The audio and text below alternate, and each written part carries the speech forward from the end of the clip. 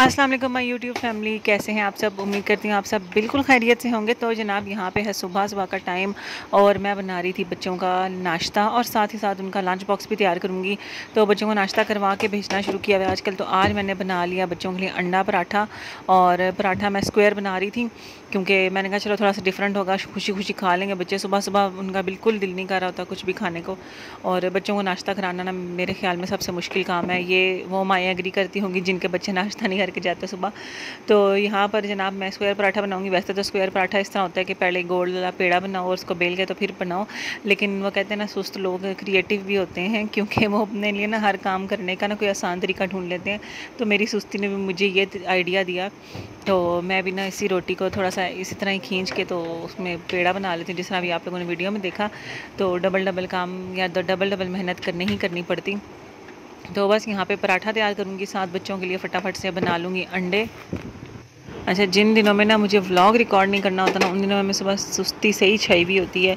मेरा दिल कर रहा होता है बस फटाफट काम ख़त्म हो और मैं जाकर लेटूँ। हाँ, लेकिन जब मैं रिकॉर्ड करना शुरू करती हूँ तो फिर मुझे बड़ा मज़ा आना शुरू हो जाता है, और फिर मेरा दिल करता है कि हाँ जी ये काम आराम से किया जाए और तसल्ली से। तो ये भी एक ब्लॉगिंग का मुझे फ़ायदा होता है जनाब। और यहाँ पर बस फटाफट से पराठा रेडी हो जाएगा, और आज इन बच्चों को लंच बॉक्स में देने थे। एक तो पोटैटो बाइट से मैंने बना के फ्रीज़ किए हुए थे वो, और उसके साथ साथ ही मैं बच्चों को बना कर दूँगी बर्गर।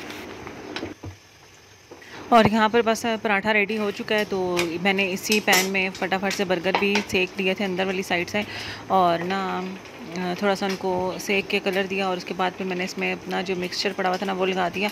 और बना किस चीज़ वाले रही थी, मैंने पिछले दिनों ना चिकन का मिक्सचर सा बनाया था। चिकन को बॉईल करके मैंने शायद पीछे किसी व्लॉग में शेयर भी किया, एक दो दिन पुराने व्लॉग में। तो बस वही मैंने बर्गर के अंदर फिलिंग लगाई सारी, और यहाँ पर मैं ना इसको रैप कर रही हूँ। रैप भी मैंने इसलिए किया ताकि ना खाते वक्त बच्चों से ना गिरे ना नीचे। और साथ ये पोटैटो जो वाइट्स थी ना, इनको मैंने थोड़ा सा यहाँ पे रखा है कि इनका ऑयल वगैरह सारा निकल जाए, और फिर इसको लंच बॉक्स में डालूंगी। और साथ ही मैंने नाया का केचप भी पैक कर लिया है, और बस लंच बॉक्स वगैरह पैक हो गया है। नाश्ता वगैरह बच्चों को मैं खुद करवाऊँगी, क्योंकि खुद से सुबह सुबह बच्चे बिल्कुल डल हुए होते हैं। नाश्ता करने के मामले में तो बिल्कुल ही डंडी मारते हैं। तो इसलिए ना मैं अपने हाथों से ही करवाती हूँ, ताकि ना फटाफट एक तो किया भी जाए और दूसरा सारा ख़त्म भी हो जाए। वरना खुद से तो एक दो नवाले ले गए तो बस जान छुड़ा के भागने वाली बात करते हैं। और बस आज अम्मी अब्बू वगैरह सारे हमारे घर पे ही थे, तो बच्चों को स्कूल ड्रॉप किया, और उसके बाद मैं फिर जो वीकली ग्रॉसरीज़ होती है ना वो सारी आज करके आ गई थी। हाँ, मैंने रिकॉर्ड नहीं की क्योंकि फिर मैंने कहा हर हफ्ते एक ही चीज़ दिखाने का क्या फ़ायदा, हर हफ्ते फिर एक ही जैसा व्लॉग बनना शुरू हो जाएगा।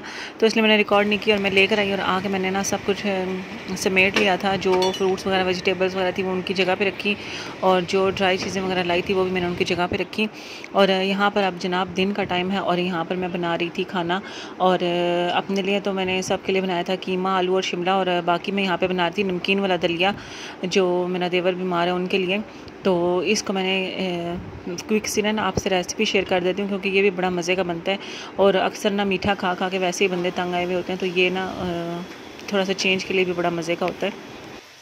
और बस इसमें मैंने क्या किया, पहले तो मैंने दलिया फ्राई करके निकाल लिया। उसके बाद मैंने जो गोश्त था उसमें मैंने टमाटर, प्याज, लहसुन, अदरक वगैरह सारा कुछ डाला, और जो मसाले आपको डालने हों वो डालें। मैंने हल्दी डाली थी, और ना नमक और काली मिर्ची वगैरह डाली थी, थोड़ा सा सूखा धनिया, और अगर कोई लाल मिर्ची डालना चाहे तो वो भी डाल लें।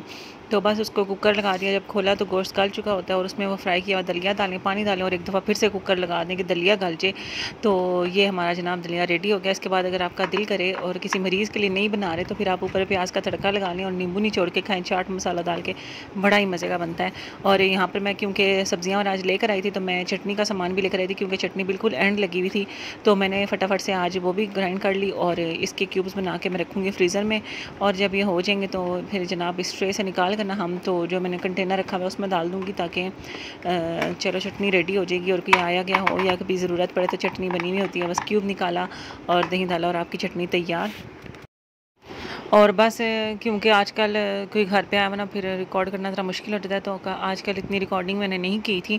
तो यहाँ पर अब अगली सुबह है, और यहाँ पर मैंने आज बच्चों को ना देना था शवारमा भी मैंने उसी मिक्सचर से ही बना कर देना था जो मैंने बर्गर में लगाया था कल चिकन वाला, क्योंकि बच्चों का दिल करता शवारमा खाने का। तो मैंने कहा अब प्रॉपर तरीके से बना के देना तो टाइम टेकिंग होता है। चलो ये चिकन मैंने बना के रखी थी, मैंने कहा इसी से ही बना देती हूँ। तो शवारमा ब्रेड मैं कल ही ले आई थी, क्योंकि मैं सामान लेकर आई थी, और क्योंकि मैंने वीकली प्लान किया हुआ होता है, तो इसलिए मेरे लिए आसानी होती है कि क्या चाहिए तो मैं पहले ले आती हूँ।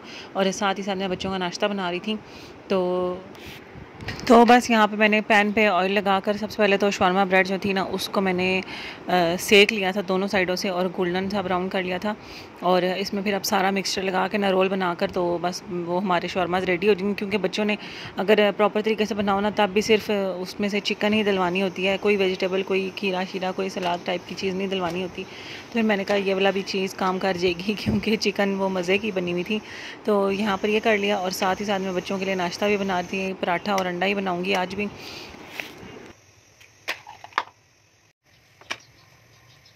और बस यहाँ पर ना जो मेरा चिकन वाला मिक्सचर था ना वो मैंने सारा इसमें लगाया सही तरह से भर भर के, लेकिन जब मैं रोल करने लगी थी ना तो वो कुछ ज़्यादा ही था, तो साइडों से बाहर आना शुरू हो गया। तो फिर मैंने उसको थोड़ा सा कम किया कि फिर बच्चों से हैंडल करना ना मुश्किल हो जाएगा स्कूल में, और फिर ये है कि गिरेगा तो फिर तंग होंगे बच्चे।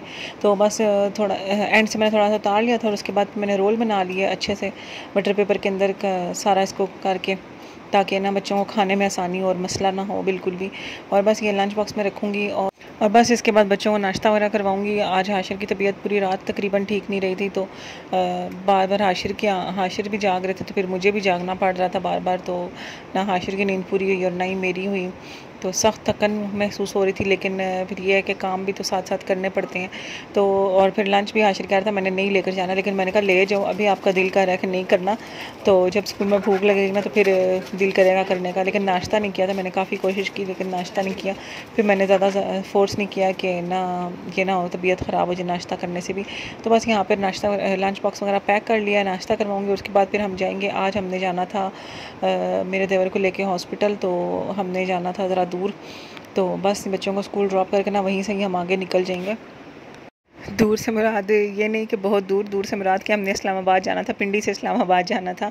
तो यहाँ पर बस इस्लामाबाद वाली साइड पे हम आ गए थे और बड़ा ही अच्छा मौसम था। हालांकि पिंडी में इतना अच्छा मौसम नहीं था और बड़े मज़े के बादल आए हुए थे। और पार्क रोड पे आना था ना, तो पार्क रोड पे तो वैसे ही मौसम बड़ा अच्छा हुआ होता है, हर तरफ दरख्त ही दरख्त, और यहाँ के व्यूज़ भी ना आँखों को भा जाते हैं, बस सुकून देने वाले व्यूज़ हैं।